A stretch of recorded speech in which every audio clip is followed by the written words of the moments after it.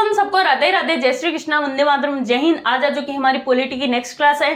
पिछली क्लास में हम बात कर रहे थे, एक तो हमने पढ़ा था कि शोषण के विरुद्ध अधिकार, एक हमने पढ़ा था धार्मिक स्वतंत्रता का अधिकार। यानी कि हमने मोटा मोटी तौर पे कल वाली क्लास में है जो कि आर्टिकल 23 से लेके 28 तक है वो पढ़ लिए थे।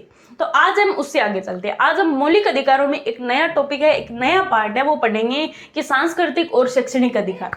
टॉपिक स्टार्ट करने से पहले एक चीज मैं आपको बता दूं कि आज मान लो हमने ये वाला टॉपिक पढ़ा जो कि सांस्कृतिक और शैक्षणिक के अधिकार पढ़े, इससे रिलेटेड अगर मान लो कोई मेंस में क्वेश्चन आए वो हम उसको टेलीग्राम पे है जो कि हल करेंगे और साथ साथ में आंसर राइटिंग भी सीखेंगे। तो फटाफट से आप हमारे टेलीग्राम चैनल से जुड़ जाओ, जिसकी लिंक वीडियो के डिस्क्रिप्शन में दी गई है या कमेंट बॉक्स में पिन भी किया है। बची बात कि हम प्रीलिम्स वाले क्वेश्चन है वो हम क्लास में ही सॉल्व कर लेंगे। लेकिन जो कि अगर मान लो कोई बंदा या बंदी है जो कि इस फील्ड में एकदम नया है तो उसके लिए बहुत ज्यादा हेल्पफुल रहने वाला है। तो फटाफट से हमारे टेलीग्राम चैनल को ज्वाइन कर लो। अब हम टॉपिक को स्टार्ट करते हैं। अब हम एक टॉपिक को स्टार्ट करते हैं, सांस्कृतिक और शैक्षणिक अधिकार। सांस्कृतिक और शैक्षणिक अधिकार, यानी कि अब हमारे आर्टिकल है अधिकार। हमने आर्टिकल कल 28 तक पढ़ लिए थे, इसका मतलब आज 19 वाला पढ़ेंगे। उससे पहले मैं आपको एक बात और बता दूं कि इसमें मोटा मोटी तौर पे देखें तो अल्पसंख्यकों का उल्लेख मिलता है। इसमें अल्पसंख्यकों का उल्लेख मिलता है और अल्पसंख्यकों को भी हमने दो भागों में बांट दिया। कौन कौन से? एक तो बांट दिया भाषा के आधार पर, एक बांट दिया जो कि धर्म के आधार पर। एक भाषा के आधार पर और एक जो कि धार्मिक के आधार पर। फिर बात करते हैं कि इसमें दोनों का ही संविधान में कोई उल्लेख नहीं मिलता। तो संविधान में उल्लेख नहीं मिलता यानी कि अगर हमें कोई भी मान लो चीज है जिसका उल्लेख संविधान में नहीं हुआ तो हम कोई अधिनियम, कोई कानून बनाती है सुप्रीम कोर्ट, उसके आधार पर फिर समझाती है। लेकिन इसकी बात करूं तो भाषा, इस धार्मिक क्षेत्र को तो है जो कि एक कानून बना के इसको बता दिया, लेकिन भाषा के आधार पर इसका हमें कोई उल्लेख नहीं मिलता। खुशी की बात है, इसको नहीं पढ़ेंगे। बात रही हमारी धार्मिक वाली, यानी कि इसका सीधा सीधा उल्लेख मिलता है जरूर कि जो कि अल्पसंख्यकों को दो भागों में बांट दिया, एक भाषा के आधार पर, एक धार्मिक के आधार पर। इसको नहीं पढ़ना है, सिर्फ इसको पढ़ना है। इसको किस कानून के द्वारा है वो समझाया गया, इसको समझाया गया जो कि राष्ट्रीय अल्पसंख्यक अधिनियम 1992। इसमें समझाया क्या है? इसमें समझाया है कि अगर मान लो कि कोई भी, एक तो इसमें है जो कि 6 जातियों को है, 6 धर्म के लोगों को है रखा गया। कौन कौन से? मुस्लिम, बौद्ध, जैन, सिख, ईसाई, पारसी। लगभग है वो 6 धर्म के लोगों को इनमें रखा है। यानी कि जो भी मान लो कि 50% से कम जो कि धर्म के लोग हैं वो इसमें आ जाते हैं अल्पसंख्यक धार्मिक क्षेत्र में। तो हिंदू क्यों नहीं आई? हिंदू इसलिए नहीं आई क्योंकि इसकी जनसंख्या है वो लगभग है वो 83% है पूरे भारत के अकॉर्डिंग देखें। मुस्लिम की बात करें तो मुस्लिम की लगभग है 14% है, इसकी तो और ही कम है। इन सबकी सबसे ज्यादा मुस्लिम की 14% अल्पसंख्यक के आधार पे देखें तो। इसलिए है जो भी जनजाति है, जो भी धर्म है वो 50% से कम है तो वो इसमें है वो रखा गया जाए। सिर्फ है हिंदू को नहीं रखा गया, इसमें 83% है। तो ये थोड़ा सा ध्यान रखना। अल्पसंख्यक को हमने दो भागों में बांट दिया, भाषा के आधार पर, धार्मिक के आधार पर। इसका उल्लेख है अब हम जो आगे वाले आर्टिकल है उसमें हम देखते ही जाएंगे। ये थोड़ा सा ध्यान रखना। राष्ट्रीय अल्पसंख्यक अधिनियम 1992 में है। मुस्लिम है, बौद्ध है, जैन है, सिख है, ईसाई है, फारसी है, यानी कि लगभग है 6 धर्म है उसको रखा गया इसमें। अब हम आते हैं आर्टिकल 29 में। इसको थोड़ा सा लिख ही लो, थोड़ा सा ध्यान में रह जाए। फिर बात करते हैं आर्टिकल 29 की। आर्टिकल 29 है वो क्या कहता है? आर्टिकल 29 सीधा सीधा कहता है कि किसी को भी हम, कोई भी संस्था है, उसके निवास स्थान के आधार पर हम भेदभाव नहीं कर सकते। जैसे आर्टिकल 29 सीधी सीधी बात कहता है कि मान लो राष्ट्रीय कोई संस्था है और उसमें हम निवास स्थान के आधार पर भेदभाव नहीं कर सकते। किस किस के साथ? भाषा के आधार पर, लिपि के आधार पर, या किसी को धर्म के आधार पर। इनके आधार पर हम भेदभाव नहीं कर सकते। कोई भी राष्ट्रीय संस्था है उसको है जो कि मान लो कि परिवेश के आधार पर हम इसको जो कि भेदभाव है वो नहीं कर सकते। ये तो कहा गया 29 वाले ए में। 29 वाले बी में कह दिया कि मान लो भाषा के आधार पे तो करेंगे नहीं, उसके आधार पर, लिंग के आधार पर भी नहीं करेंगे, मूल वंश के आधार पर भी नहीं करेंगे, जाति के आधार पर भी नहीं करेंगे। बस ये वाली बात और कह दी। इसमें कह दिया कि इनके क्षेत्र में हम निवास स्थान के आधार पर भेदभाव नहीं करेंगे, निवास स्थान के आधार पर भेदभाव नहीं, आधार पर भेदभाव नहीं।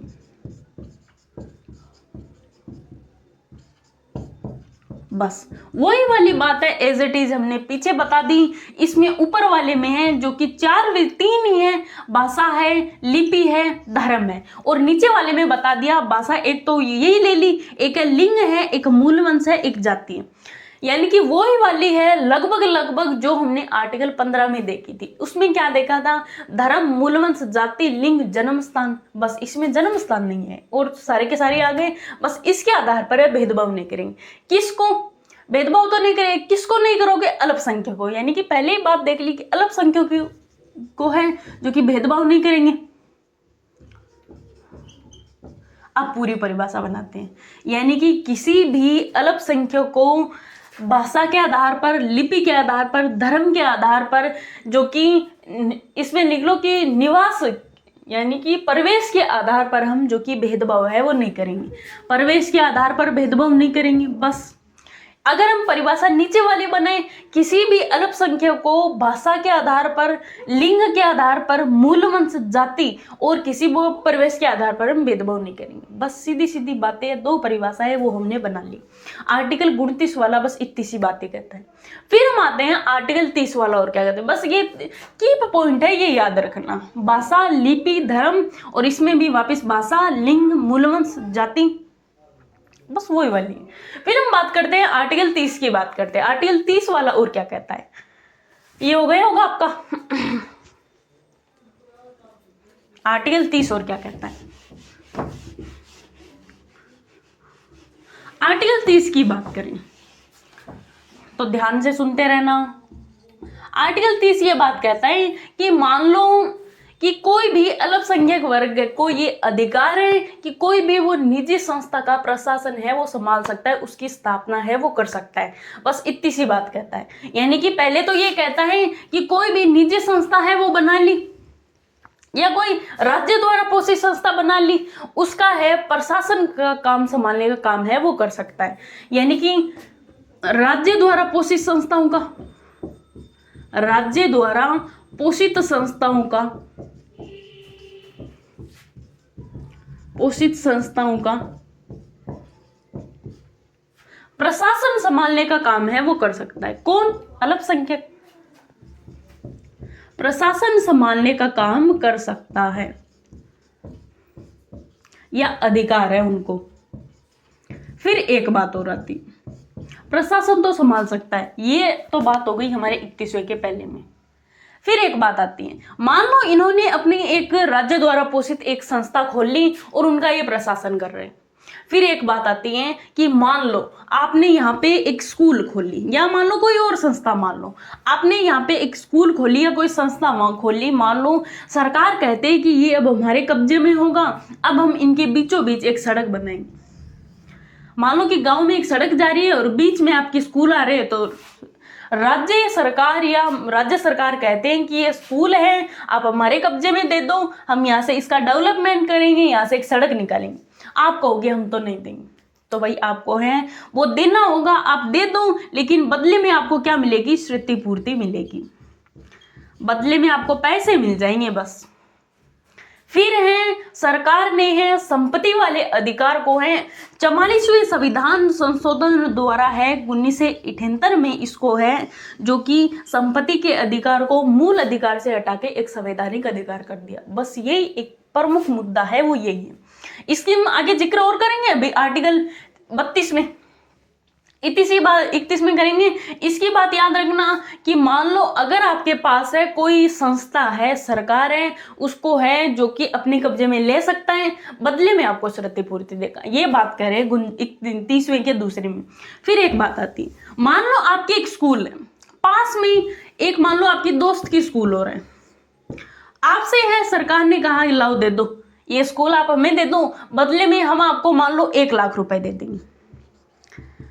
पास में ही आपके दोस्त की स्कूल है, उनको भी सरकार ने कह दिया कि आप हमें ये स्कूल दे दो और बदले में हम आपको है जो कि 1.5 लाख रुपए दे देंगे। तो ये बात तो गलत है। स्कूल एकदम जो कि बराबर की है, पास में है, जमीन एकदम एज इट इज है, एकदम एक जीती सी है, फिर आपको 1 लाख और आपके दोस्त को 1.5 लाख, ये क्यों? तो भाई सरकार है, इसके बदले में कोई भेदभाव नहीं कर सकता, ये भी अधिकार है। एक अधिकार हो रहा है कि भाई सरकार है किसी भी जो कि संस्थाओं को है, किसी भी संस्था के साथ भेदभाव नहीं करेगा। एक तो ये बात है। दूसरी बात ये है कि मान लो आप दोनों के स्कूल है, एक आपका है एक आपके दोस्त का है, और आपको इस स्कूल का कोई डेवलपमेंट कराना है, सरकार ने आपको पैसे दिए, मान लो 50,000 रुपए दिए, आपकी बार क्या करवा रहे हैं? डेवलपमेंट करवा रहे हैं, डेवलपमेंट करवा रहे हैं। सरकार ने आपको पैसे दे दिए जो कि 50,000, आपके दोस्त को दे दिए 70,000। तो ये बात भी गलत है कि भाई आपकी स्कूल के डेवलपमेंट के लिए 50,000, आपके दोस्त के लिए 70,000 रुपए, तो ये भी गलत बात है। तो सरकार के पास ये भी अधिकार नहीं है कि कोई भी संस्थाओं के विकास करने के लिए किसी भी संस्थाओं के साथ भेदभाव नहीं किया जाएगा। तो आपके साथ ये भेदभाव हो तो आप आवाज उठा लेना।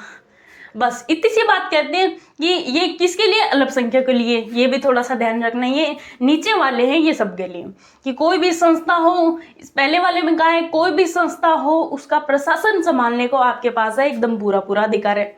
दूसरे वाले में फिर से कहा गया कोई भी संस्था मान लो सरकार अपने कब्जे में ले रही है तो बदले में आपको जो कि क्षतिपूर्ति करवाई जाएगी, और आपको मान लो पैसे है कुछ कम मिल रहे हैं तो इसके लिए आप जो कि उच्च न्यायालय भी नहीं जा सकते, सुप्रीम कोर्ट भी नहीं जा सकते कि भाई मेरे स्कूल के लिए मेरे को कम पैसे मिले, नहीं, आपको जितने मिले संतोष कर लेना। तीसरे वाले में कहा है कोई भी सरकार है किसी भी संस्थाओं के विकास के लिए भेदभाव नहीं कर सकती। बस 30 वाले में इतनी सी बात है वो कही गई है, एकदम मोटा मोटी लिख लेंगे। ऑफ कोर्स आपको समझ में आया होगा। I hope. इसकी बात करें तो सरकार या राज्य सरकार द्वारा कोई संस्था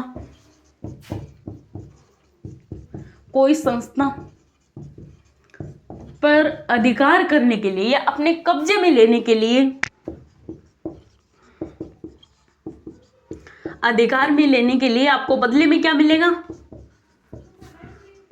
बदले में आपको क्षतिपूर्ति मिलेगी, आपको पैसे मिल जाएंगे आपके पास। ठीक है, मिल गई। फिर कह रहे हैं कोई भी संस्थाओं के विकास के लिए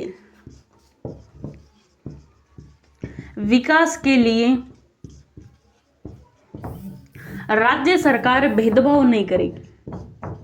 राज्य सरकार क्या नहीं करेगी? भेदभाव नहीं करेगी, भेदभाव नहीं करेगी। बस ये आपके 30 वाला 31 वाले में संपत्ति का अधिकार है, उसको मैंने अभी बताया कि इसको 44वें संविधान संशोधन के द्वारा थोड़ा सा आगे कर दिया। कहाँ आगे कर दिया? अनुच्छेद 300A में कर दिया उसको। तो ये पहले ये देख लो, 30 वाले का A है, B है, C है। बस अब हम बात करते हैं आर्टिकल 31 की। इसमें कहा गया राज्य द्वारा पोषित संस्थाओं का प्रशासन संभालने को आपके अधिकार है। फिर कहा गया कोई भी संस्थाओं को अगर सरकार अपने अधिकार में ले रहे हैं तो बदले में आपको क्षतिपूर्ति मिल जाएगी, और राज्य सरकार है वो किसी संस्था के साथ है विकास के लिए भेदभाव नहीं करेगी। बस फिर हम आगे चलते हैं आर्टिकल 31 पे। आर्टिकल 31 और क्या कहते हैं? आर्टिकल 31 की बात करें तो वो ही संपत्ति वाला अधिकार, संपत्ति वाले अधिकार की है वो बातें की जा रही है। आर्टिकल 31 इसकी बात करूं तो पहले है हर एक व्यक्ति के पास है अपनी संपत्ति का अधिकार होता था। जैसे कि मैं आपको एक उदाहरण के रूप में बताऊं, मान लो यहाँ पे आपके खेत है, मान लो ये आपका खेत है, ये आपके मान लो एक दोस्त का है और ये भी एक दोस्त का है, ऐसे मान लो लाइन वाइज बहुत खेत है। मान लो कि एक गांव है उसमें 500 खेत है, 500 खेत में सरकार कह रही है कि वही वाली कि हम क्या निकालेंगे, एक सड़क निकालेंगे। बदले में हमें क्या मिलना चाहिए, बदले में हम सड़क निकाल रहे हैं तो आपको पैसे मिल जाएंगे, क्षतिपूर्ति है वो दे देंगे, जो हमने पहले पढ़ा कि आपको बदले में क्षतिपूर्ति मिल जाएगी, घबराने की कतई आवश्यकता नहीं। सरकार है वो रोज कभी आपके पैर पकड़े, कल आपके दोस्त के, परसों आपके किसी और रिलेशन वाले के, कि हमें क्या चाहिए, जमीन चाहिए और हमें आपकी है, हमें सड़क बनानी है इसलिए आपकी जमीन चाहिए। आप कभी नखरे दिखाते हो कि नहीं देंगे, और कभी कहते हैं थोड़ी सी देंगे, और कभी कहते हैं इतनी सी देंगे, नखरे दिखा रहे हो। तो सरकार ने कह दिया कि भाई हमारे से पग है वो आज पकड़े जाए न कोई कल पकड़े जाए, तो कब, तो परसों पकड़ लेंगे हम। तो भाई फाइनली बात है, इन्होंने ये कह दिया कि हम ये संपत्ति वाला अधिकार है ये हटा ही देंगे, हम लोगों के पास है संपत्ति वो रखेंगे नहीं। अब है संपत्ति के अधिकार को हटा दिया गया, कब, 44वें संविधान संशोधन के द्वारा 1978 में। पहले संपत्ति का अधिकार आर्टिकल 31 में था, अब इसको 44वें संविधान संशोधन के द्वारा अनुच्छेद 300A में जोड़ दिया गया। पहले यह संपत्ति का अधिकार है, मौलिक अधिकार था, अब इसको संवैधानिक अधिकार बना दिया। संवैधानिक अधिकार, इसमें क्या, इसका क्या फायदा हुआ? इसका फायदा ये हुआ सरकार को कि अब मान लो आपके खेतों में से एक सड़क निकालना चाहते हैं, अब आपके पग है वो नहीं पकड़ने पड़ी, तो आपके पास है सीधा सीधा नोटिफिकेशन आएगा कि हाँ आपके खेत में से है सड़क निकाली जा रही है, आपके खेत है वो सरकार के कब्जे में है, बदले में आपको क्षतिपूर्ति है वो दे दी जाएगी। बस इतनी सी बात है वो कहेंगे, और इतनी सी बात है आर्टिकल 31 में। इसको थोड़ा सा हम लिख लेते हैं, बस लिखना तो क्या है, मैंने बता दिया कि 44वें संविधान संशोधन के द्वारा 1978 में है 300A, ये पहले मौलिक अधिकार था, फिर इसको संवैधानिक अधिकार है वो कर दिया। यही हो गया। तो देखो आई होप आप ये भी समझ गए होंगे। तो पहले ये जो कि इसको हम कह सकते हैं संपत्ति का अधिकार, संपत्ति का अधिकार, यानी कि ये प्रॉब्लम क्यों आई, जब सरकार को किसी भी मान लो क्षेत्र का डेवलपमेंट करना हो, विकास करना हो, तब ये प्रॉब्लम है वो आती थी। तो इसको क्या कर दिया गया, 44वें संविधान संशोधन के द्वारा 1978 में है वो इसको संवैधानिक अधिकार कर दिया, संवैधानिक अधिकार कर दिया। और क्या किया गया इसमें, और ये प्रॉब्लम किया गया कि इसको है आर्टिकल अब है 300A में जोड़ दिया, 300A में जोड़ दिया। बस प्रॉब्लम आती है बस इतनी सी। अब आपको मैं एक बातें और बता दूं कुछ, अब हम आर्टिकल 32 पे चलेंगे। उससे पहले मैं आपको एक चीज और बता दूं कि एक आर्टिकल 32 की बात बताऊं, आर्टिकल, चलो इसमें ही देख लेते हैं, आर्टिकल 31 वाला ए देख लेते हैं। इसकी अगर बात बताऊं तो इसमें सुप्रीम कोर्ट ने कह दिया अगर कोई व्यक्ति आपके 31 वाले आर्टिकल का हनन करता है तो इसके बदले आप कहाँ नहीं जा सकते, सुप्रीम कोर्ट है वो नहीं जा सकते। मान लो राज्य सरकार ने आपका इसका उल्लंघन किया तो बदले में आप सुप्रीम कोर्ट है वो नहीं जा सकते। ये अब है वो वाद योग्य नहीं है, वाद योग्य नहीं है। आप इसके बदले सुप्रीम कोर्ट नहीं जा सकते, सुप्रीम कोर्ट नहीं जा सकते।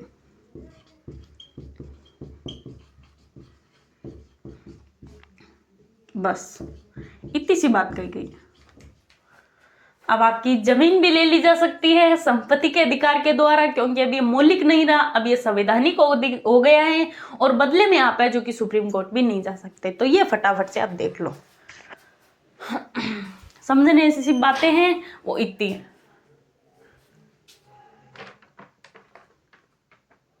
हाँ बस यही वाली 31 वाले आर्टिकल में है, इतनी सी बातें वो कही गई है। फिर हम बात करते हैं आर्टिकल 32 की। 31 हमारी हो गई, तो इसमें से हम एक और देख लेते हैं। बस इसी में देखेंगे कि अगर मान लो कि आपके आर्टिकल मान लो 31 का आपके पास हनन होता है तो आप सुप्रीम कोर्ट नहीं जा सकते। और इसमें अब हमारे मौलिक अधिकार है वो समाप्त होने वाले हैं। उससे पहले एक और इसी में बता दूं कि आपके हैं आर्टिकल 14, 15 और 19, 29, 30। इसमें नोट लगा के लिख लूं कि ये सिर्फ और सिर्फ किसको प्राप्त है? भारतीय नागरिक को, भारतीय नागरिक को प्राप्त है। 14, 15, 19, 29, 30। उससे रिलेटेड एक बातें और देखो कि अगर मान लो आपके मौलिक अधिकारों का हनन हो रहा है आर्टिकल 30 और आर्टिकल 31 का, दोनों का। अब याद करो कि हमने आर्टिकल 30 में वो क्या देखा था। अगर आपके दोनों का इनसे हनन होता है और आपका बच कौन सा रहा है, आगे वाला हमारा टॉपिक होगा डीपीएसपी। तो इसके बदले में आप सुप्रीम कोर्ट नहीं जा सकते। इन दोनों का हनन होता है, बच रहा है डीपीएसपी, तो भी आप कहीं नहीं जा सकते। सुप्रीम कोर्ट है वो नहीं जा सकते। अब हम ये तो हो गया हमारा 31 वाला, 30 वाला, 31 वाला। ये थोड़ा सा है, नोट लगा के वो लिख लेना। 15, 16, 19, 29 सिर्फ भारतीय नागरिक को है। 30, 31 का अगर आपके पास हनन होता है तो आप सुप्रीम कोर्ट नहीं जा सकते। बदले में बचना क्या चाहिए? आपके डीपीएसपी है, राज्य की नीति निदेशक तत्व है, वो बचने चाहिए। अब बात करते हैं हम आर्टिकल 32 की। सीधा सीधा संपत्ति वाला अधिकार है। दो बातें हैं वो याद रख लेना। चलो अब देखते हैं आर्टिकल 32। आर्टिकल 32 में आर्टिकल 32 है संवैधानिक उपचारों का अधिकार। संवैधानिक उपचारों का अधिकार।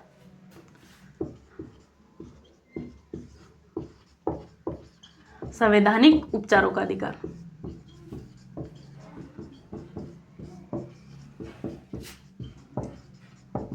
आपने पीछे वाले का हनन कर दिया तो हम सुप्रीम कोर्ट नहीं जा सकते, लेकिन आपने इसका हनन किया तो हम सुप्रीम कोर्ट जा सकते हैं। राज्य सरकार अगर इसका हनन कर दे तो हम सुप्रीम कोर्ट है वो चले जाएंगे। तो इसको है डॉक्टर भीमराव अंबेडकर जी ने कहा है कि ये हमारे क्या है, हमारे संविधान यानी कि हमारे मौलिक अधिकारों की आत्मा व हृदय, या संविधान की आत्मा व हृदय, संविधान की आत्मा व हृदय।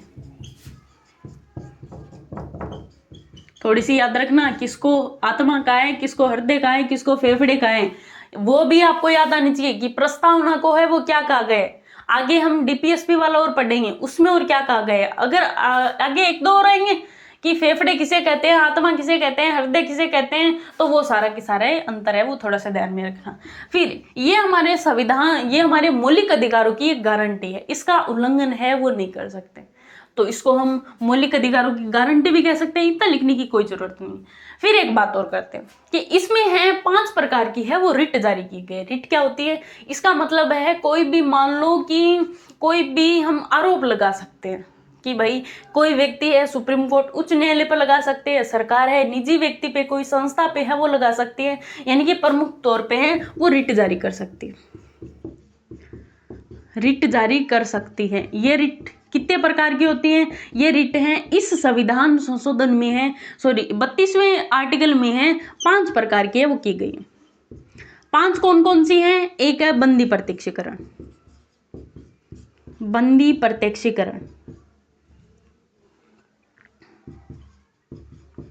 एक है जो कि परमादेश, एक है प्रतिषेध, एक है जो कि उत्प्रेक्षा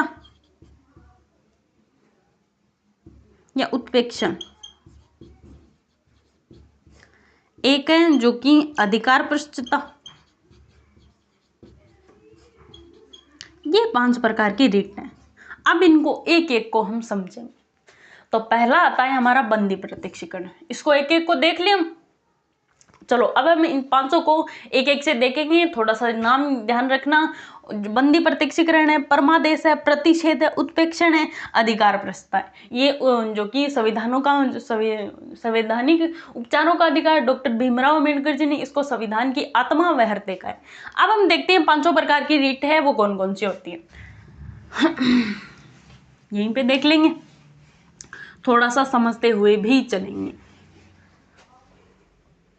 इनकी अगर मैं बात करूं तो वो भी लाइन है, आप लिख ही लेना कि ये सभी मौलिक अधिकारों की है, वो गारंटी है, इसको लिख लेना। पहला हमारा टॉपिक आता है बंदी प्रत्यक्षीकरण। ये क्या होता है? बंदी प्रत्यक्षीकरण की बात करूं, जैसे कि मान लो इसका मतलब भी देखें तो किसी को है वो उपस्थित करना, किसी पे है रोक लगाना, यानी कि कोई आरोप में किसी को जो कि उच्च न्यायालय सुप्रीम कोर्ट के अंदर है वो उपस्थित करना, ये क्या होता है? जो कि बंदी प्रत्यक्षीकरण होता है।